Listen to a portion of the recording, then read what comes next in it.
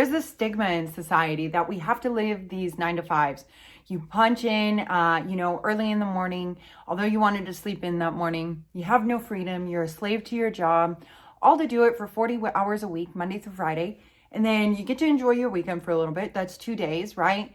And then you got to start it all over again. So you better hold on to those weekends pretty tight, right?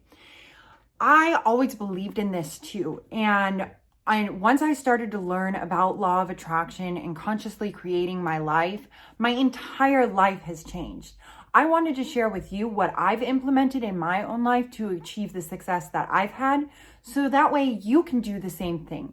Welcome to my YouTube channel. My name's Michaela, and I help people on their spiritual awakening journey, and I help guide them to heal their own trauma.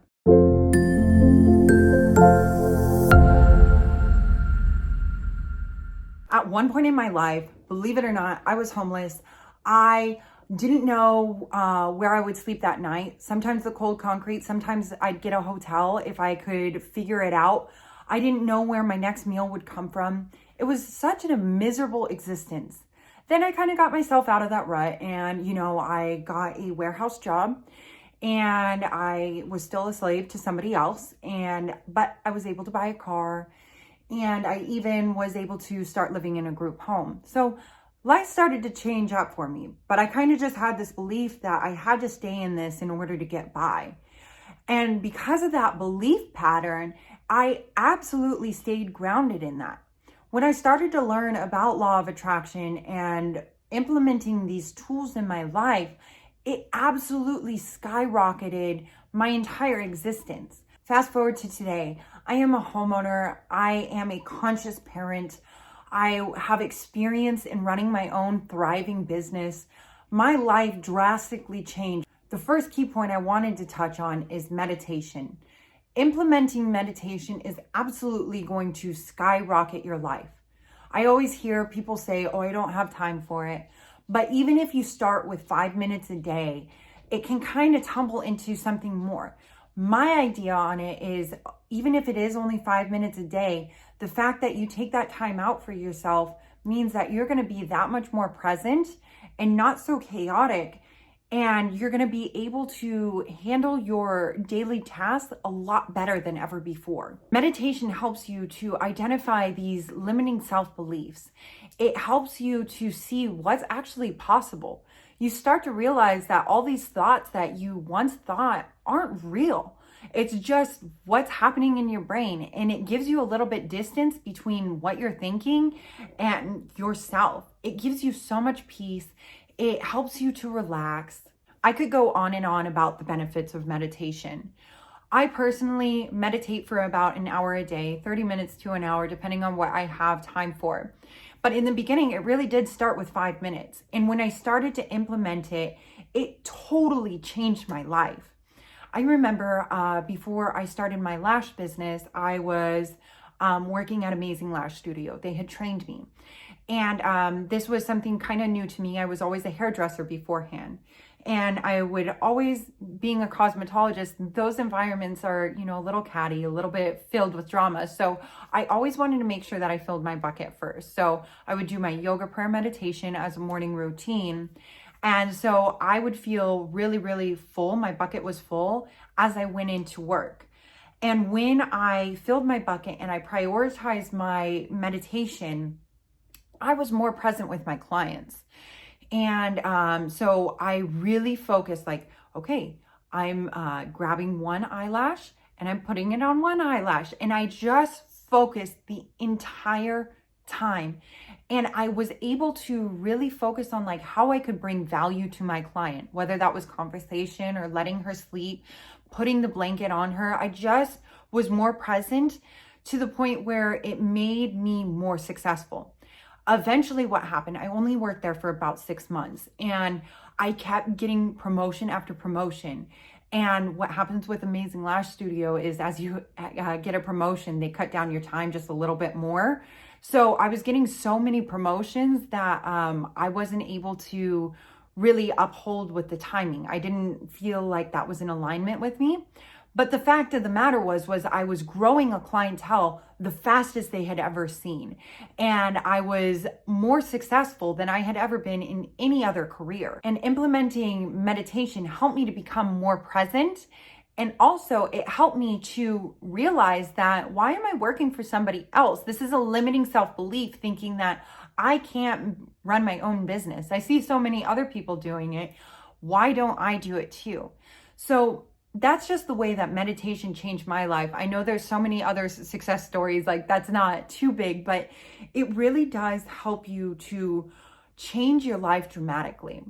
Typically what I do at nighttime is I will meditate to kind of clear my field. So I kind of do an inventory. I see where I did really good the night that day, right? I see where I did good. I see where I did bad or might have hurt somebody's feelings. And I try to make that right, because then that kind of clears my energy. And then I meditate. So now I'm sleeping really, really deep and I'm feeling a lot more whole. And then when I wake up, the first thing that I do is I do a manifestation meditation. And this is more envisioning exactly what I want to see in life. Joe Dispenza talks about how if we get up and we start to go to the bathroom in the same way we do, and then we brush our teeth the same way we do, shower, you do your makeup the same way, you're locking in who you were before, who you are right now. And if you're trying to become this new version of yourself, well, you need to embody that version of yourself today. It's kind of like what they say, don't do the job that you're getting paid for. Do the job that you wish to get paid for, and eventually you will. That's manifestation. So you have to start to embody this newer version of yourself. Figure it out. Start journaling. What would that person be like? And so, but when we wake up in the morning and we start to really lock in who we were, it makes it a lot more difficult throughout our day to kind of counteract and embody this person. So when you wake up, the first thing that, if you can, is to manifest, is to do a meditation that is geared around manifestation, because it becomes a lot easier. When we manifest or when we visualize, it makes it a lot easier for us to embody this newer version of ourselves. There's a science experiment with 3 groups of people. The first group is told to go to the gym and exercise. The second group works with a physical trainer to do the exercises. And the third group doesn't implement any exercising at all. And instead, they close their eyes and they visualize for the same amount as the rest of the groups. At the end of like a 2 or 3 week period, what ended up happening was the people that had been visualizing ended up being stronger and more well equipped than the other groups of people. So when we start to lock in what our future self is going to look like, we're doing ourselves a service to embody it before we even get started in our day. So when we notice later in the day, like, oh, this isn't like who I want to be, it's much more easy to kind of correct it real quick and then move on with the rest of our day. Morning routine is super important. You always see that guy in the movies, the CEO that was out late drinking, and then he woke up, slept past his alarm, so he had to grab his coffee real quick. Maybe he didn't even eat breakfast and he's rushing to work. And the trajectory of his day can only get worse from there, right? They depict it as it's like this beautiful thing. But if we are rushing everywhere we go and we don't have that time to get connected with ourselves, then it makes it a lot more difficult to carry out our daily tasks in an efficient manner. So waking up just a little bit earlier to really take care of yourself, however that looks. For me, it's prayer, meditation, yoga, but for other people, it might be dancing or going for a run. But whatever it is, to give yourself that time to wake up and to do something for you is going to elevate your vibration and help you to get a lot more locked into that future version of yourself.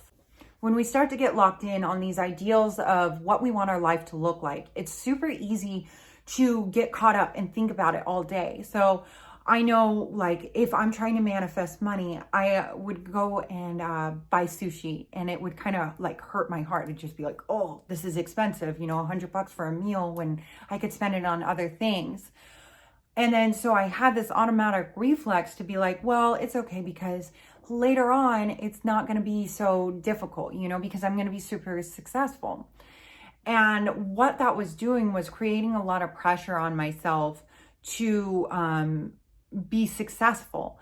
And instead, I needed to really embody who this person was and be present with her and realize, like, okay, instead in that situation, I could become aware of like me feeling fear about spending money and really start to get into that vibration or that emotion of feeling so grateful that at least we could afford sushi. And yeah, that money could have gone somewhere else, but it went to sushi.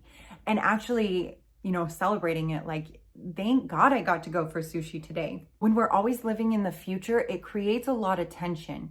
If we're trying to create more abundance and we say, I'm going to create this much in this amount of time, it creates so much pressure that it creates like an anxiety within us in that present moment. So when you catch yourself really living in that future self, try to really bring yourself back and ground yourself.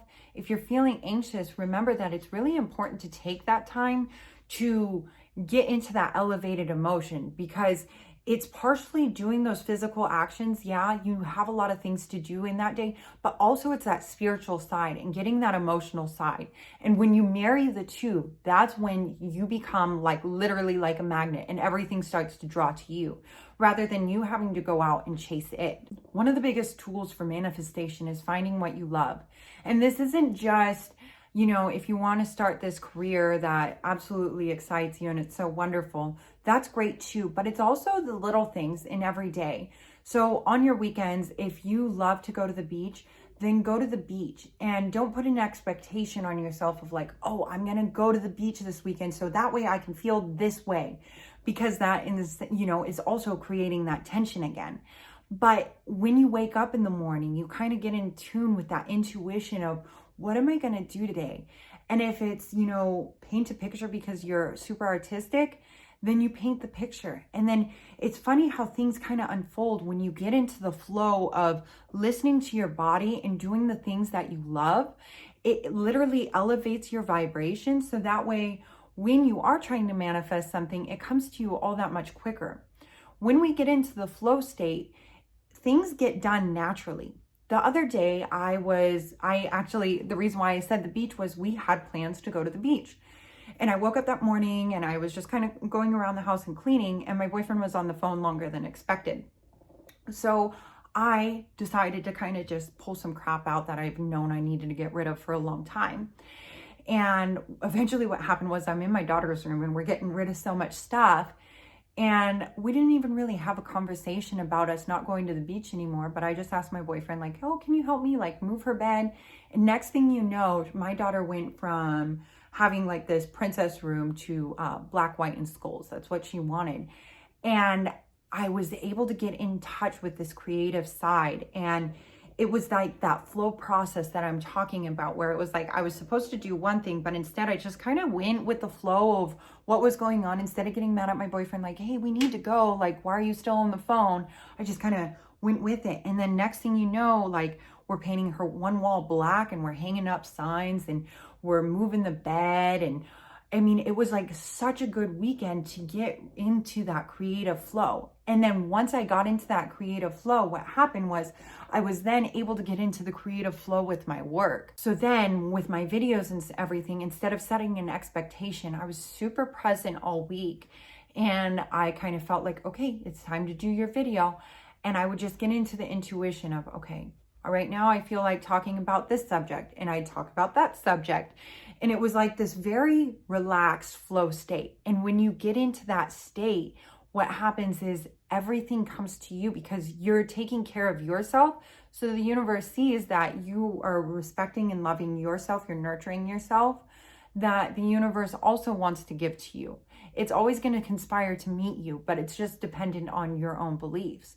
So if you always say, oh, I don't have enough time to paint or draw, well, then the universe is going to keep sending you more shit to put into your schedule. But if you start to free up that time and get into that flow, the universe is going to bring you more and more resources to be able to do that which you love. The last thing that I wanted to share on is getting into action. when we try to start manifesting something, it's super easy, like I was saying, to get tripped up in the future of how it's going to look. And so we can paint these huge facades in our head and not really take any action towards that goal. The universe will provide for us, but we also have to meet it. It can't do for us what we can do for ourselves. There's a saying that God doesn't make chairs. So you can implement whatever you believe in, whether it's God or, the higher power, higher intelligence, whatever you believe in, it didn't make chairs, right? It gave us the brains, it gave us the resources, it gave us trees and, all this material from the earth, but it was man who had to make the chair. So we have to kind of get into that action. So when you look at the bigger picture, it can be super overwhelming of like, what does that actually look like? How can I even start? I don't know how to start. And the biggest thing is to really break it down. It's like whatever you're trying to manifest, there's always that first step. So if you're looking to buy a house, then it's a matter of getting in touch with a real estate agent. And even if you can't buy the house right then, it gives you that realistic expectation of like, okay, well, this is what I need to plan for. And then you know exactly how much money you have. So maybe you have to save for a little bit longer. But if you don't get in touch with the real estate agent in the first place, how are you ever going to know what your budget is? So it's always just taking that first step. And it's funny because as you start to take one foot in front of the other, the universe is going to bring you all the resources and the materials that you need. But you have to show that you have that trust. So I hope this was helpful for you guys. If it was, please like, share, and subscribe. Be sure to check out my other videos. There's plenty of stuff on manifestation, healing abandonment wounds, and so much in between. Thanks so much, and I'll see you guys in one of my next videos. Bye.